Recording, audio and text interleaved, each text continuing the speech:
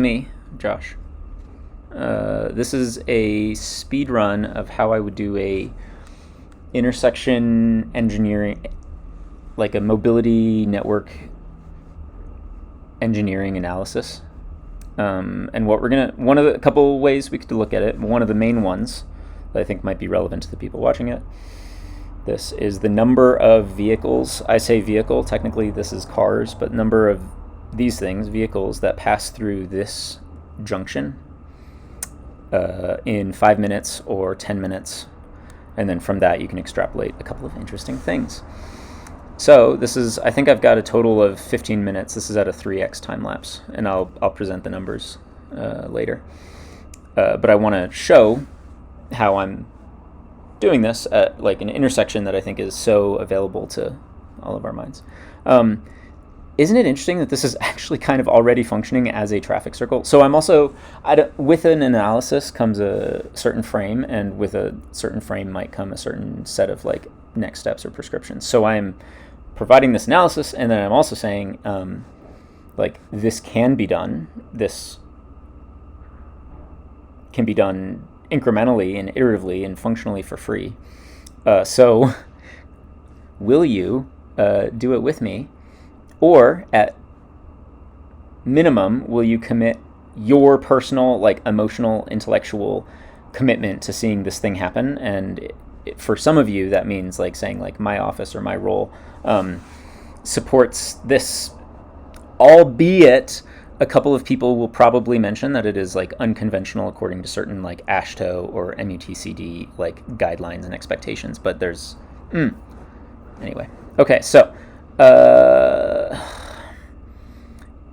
looking at this intersection now from a couple of different directions. Also, I might ask you to like participate in this analysis with me, doing my math on this.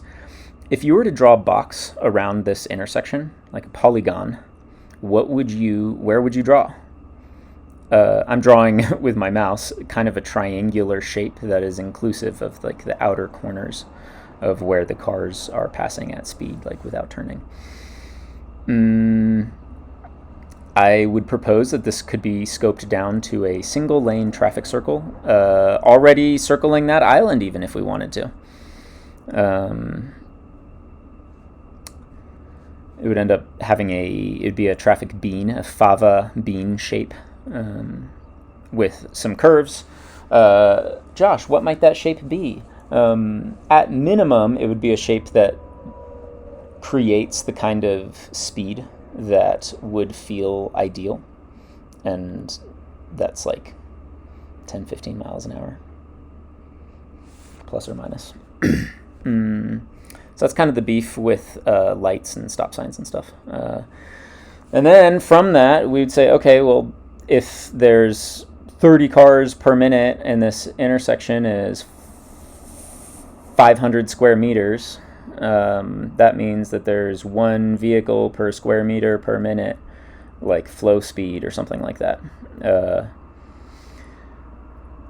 This is all the very positive framing. You could also take a look at how much stoppage and how much time the intersection has a bunch of space that's empty, like how many square meters are empty, even though there's like people that want to use it.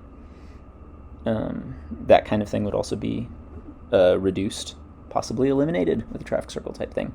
And then kind of the point of what's bringing us all to this meeting now, maybe I'll make more than one video, is the person in this house that one of these roads is pointed at keeps having cars run into his house at great speed because they're driving 70 miles an hour down this like giant one-way thing that's like so many lanes wide. So the fix would be the city puts in signs on all entries that say new traffic pattern ahead, pay attention, or it could say new traffic pattern ahead. Then we do cones around the junction and go from there.